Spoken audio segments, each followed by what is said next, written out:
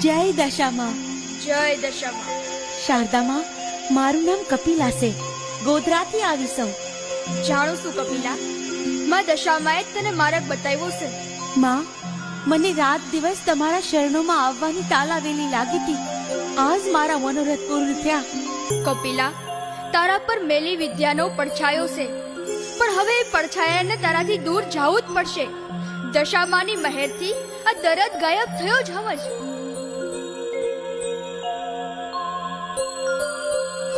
જય દશામાં. જય દશામાં. જય દશામાં.